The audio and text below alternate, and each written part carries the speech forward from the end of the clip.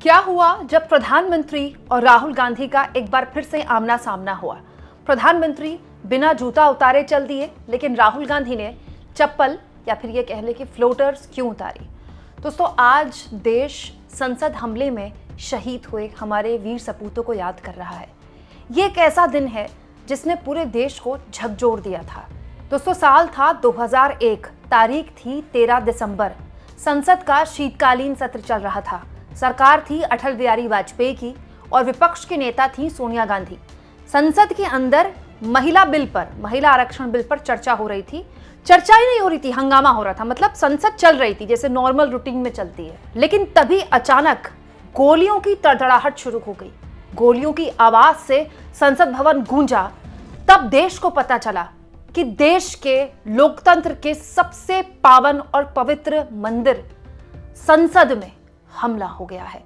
वो तो राहत की बात थी कि प्रधानमंत्री, उस वक्त के तत्कालीन प्रधानमंत्री अटल बिहारी वाजपेयी और उस वक्त की नेता प्रतिपक्ष सोनिया गांधी संसद से निकल चुकी थी। लेकिन उस वक्त के गृह मंत्री लालकृष्ण आडवाणी और तमाम सांसद गण संसद के अंदर ही थे। और उसके बाद आतंकवादियों और हमारे सुरक्षा बलों के बीच हुई जबरदस्त मुठभेड़। और इस मुठभेड़ में सभी आतंकवादियों को हमारे वीर सपूतों ने मार गिराया। लेकिन इसमें हमने अपने 9 वीर सपूतों को खोया। दोस्तों, आज उन्हीं 9 सपूतों को सर्वोच्च सम्मान को श्रद्धांजलि देने के लिए तमाम गणमान्य लोग संसद भवन में मौजूद थे। आप इन तस्वीरों को देखिए। उपराष्ट्रपति सीपी राधाकृष्णन यहाँ पर आपको दिख रहे हैं। इसके अलावा प्रधानमंत्री नरेंद्र मोदी यहाँ पर आपको दिख रहे हैं। पीछे आपको एलओपी राहुल गांधी दिख रहे हैं। कुछ मंत्रीगण दिख रहे हैं मोदी जी के। संसदीय कार्य मंत्री भी आपको दिख रहे हैं। प्रियंका गांधी भी आपको यहाँ पर दिखेंगी। सोनिया गांधी भी यहाँ पर हैं। इसके बाद सभी आगे बढ़ते हैं और एक तस्वीर जिसमें प्रधानमंत्री से बिल्कुल करीब, पीएम के बिल्कुल करीब एलओपी राहुल गांधी खड़े हैं। और इस तस्वीर की वैसे बहुत से मायने निकाले जा सकते हैं, लेकिन मेरी जिस पर नज़र गई वो ये है दोस्तों कि जब उपराष्ट्रपति आए श्रद्धांजलि देने के लिए तो उन्होंने जूता पहना हुआ था।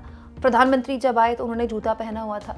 राहुल गांधी जब आए तो उन्होंने अपने फ्लोटर्स, क्योंकि राहुल गांधी जूते नहीं पहनते, चप्पल पहनते, अपने फ्लोटर्स उतारे, शहीदों को नमन किया, श्रद्धांजलि दी। उसके बाद दोबारा अपने फ्लोटर्स पहने और उसके बाद वहाँ से निकल गए। एक बार फिर देखिए ये तस्वीर। राहुल गांधी श्रद्धांजलि देते हैं। उनके पैरों में कुछ भी नहीं है, नंगे पैर है वो श्रद्धांजलि देकर वापस दोबारा जाते हैं, फ्लोटर्स पहनते हैं और फिर निकल जाते हैं। हालांकि राहुल गांधी के अलावा किसी ने भी चप्पल नहीं उतारी, सोनिया गांधी ने भी नहीं उतारी, विपक्ष के बाकी नेताओं ने भी नहीं उतारी। लेकिन क्योंकि इस पर मेरी नज़र गई तो मुझे लगा आपको बताया जाए। हालांकि मैं बिल्कुल नहीं कह रही हूँ कि जिन लोगों ने अपने जूते या चप्पल नहीं उतारे उन्होंने शहीदों का अपमान किया। सबकी अपनी अपनी भावना थी। सिर्फ एक बात थी जो मेरी नज़र में आई, मुझे आपको बतानी चाहिए। लेकिन जब हम इन तस्वीरों को याद करते हैं दोस्तों, जब हमारे गणमान्य लोग शहीदों को श्रद्धांजलि देने के लिए मौन रखते हैं, उनको श्रद्धांजलि देते हैं, उन्हें याद करते हैं, तो हमें नहीं भूलना चाहिए कि इस देश में कितने लंबे वक्त से हम आतंकवाद का दंश झेल रहे हैं। और ये संसद हमले से नहीं, संसद हमले के बहुत पहले कश्मीर में कट्टरता बढ़ी, वहाँ से आतंकवाद शुरू हुआ और उसके बाद देश में कितने हमले हो चुके हैं। हमने 26/11 देखा दोस्तों। इसके अलावा दिल्ली के लाजपत नगर, सरोजनी नगर जैसी बाज़ारों में बम धमाके हो चुके हैं। हमने सिलसिलेवार तरीके से अपने देश को आतंकवाद की वजह से बार बार दहलते देखा है।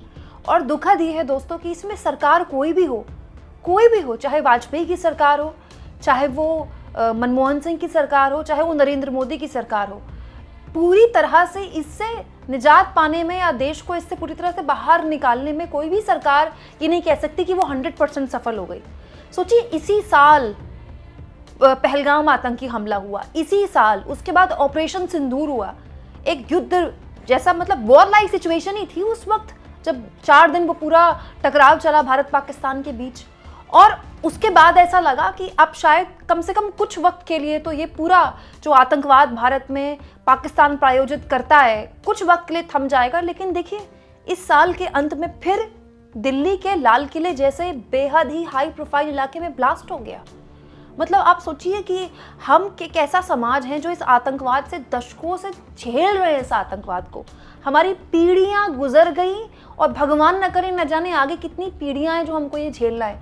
हाँ, इसमें हमने अपने आप को और मजबूत बनाया है। हाँ, ये बात भी सही है दोस्तों कि पहले की हमारी सुरक्षा एजेंसियों में और आज की हमारी सुरक्षा एजेंसियों में वक्त पे वक्त बहुत फ़र्क आया है, लेकिन हम इससे पूरी तरह से अपने आप को मतलब इसका खात्मा नहीं कर पाए हैं। और जब हम 26/11 या फिर संसद हमले जैसी किसी भी आतंकी घटना में उन लोगों को याद करते हैं, उन लोगों को श्रद्धांजलि देते हैं जिन्होंने इसमें अपनी जान गंवाई है, तो हमें नहीं भूलना चाहिए दोस्तों कि ये एक ऐसा मुद्दा है जिसमें हमारे देश के लोगों को न केवल एक बल्कि देश की सरकारों को भी एक होना होता है। दोस्तों, उस वक्त जब संसद पर हमला हुआ था 2001 में, क्योंकि संसद में ऑलरेडी बहुत सारी सुरक्षा होती है, सीआरपीएफ की बटालियंस थी, उन्होंने मोर्चा संभाल लिया और पूरे के पूरे संसद परिसर को सील कर दिया गया, जहाँ पर सांसद और जितने भी वीआईपीज थे उनको एक जगह कर दिया गया और बाकी पूरे संसद भवन को सील कर दिया गया।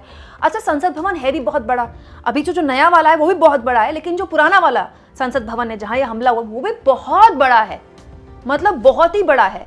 कितना मुश्किल रहा होगा सोचिए दोस्तों। उस वक्त एक आतंकी ने गेट नंबर 1 से सदन में घुसने की भी कोशिश की थी, लेकिन सुरक्षा बलों ने उसको वहीं ढेर कर दिया।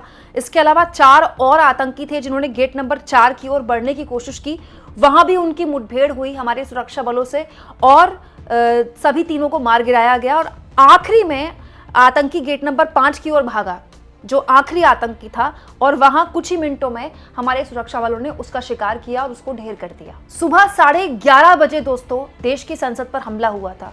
पीक टाइम होता है, सुबह 11 बजे से संसद चलती है, सारे सांसद मौजूद थे। शाम को 4 बजे तक ये मुठभेड़ चली थी, पूरा देश सन्न रह गया।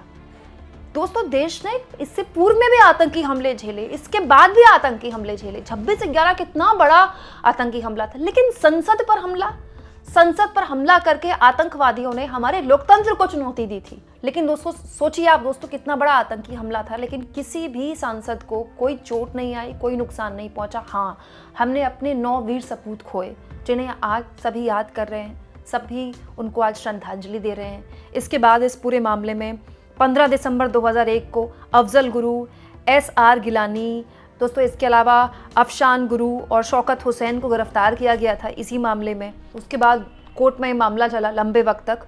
बाद में अफजल गुरु को इसी मामले को लेकर फांसी हुई थी। और दोस्तों, ये फांसी कब हुई थी? 9 फरवरी 2013। 2001 में आतंकी हमला हुआ था और 9 फरवरी 2013। आप सोचिए कितना लंबा वक्त लगा अफजल गुरु को फांसी देने में। लेकिन आज जब हम एक बार फिर उस संसद में हुए हमले में शहीद हुए लोगों को याद कर रहे हैं, तो हमें न केवल उन लोगों को, उन शहीदों को याद करना होगा दोस्तों, बल्कि उन परिवारों को भी याद करना होगा जिन्होंने अपने अपनों को खोया है, और उन तमाम परिवारों को जिन्होंने 26/11, पहलगाम आतंकी हमला या फिर दिल्ली में जो अभी रिसेंटली ब्लास्ट हुआ, उनमें अपने अपनों को खोया है। क्योंकि ये वो लोग हैं जो बस गिनती भर रह जाते हैं, सरकारी दस्तावेज में बस गिनती बनकर रह जाते हैं, लेकिन ये किसी की पिता होते हैं, किसी के भाई होते हैं, किसी की माँ होती है, किसी की बहन होती है, किसी का बेटा होता है। तो ये हमें एक समाज के तौर पर हमेशा अपनी जहन में, अपने मन में याद रखना चाहिए। दोस्तों, मैं और मेरी पूरी टीम संसद हमले में शहीद हुए तमाम हमारे 9 वीर सपूतों को हाथ जोड़कर श्रद्धांजलि देते हैं।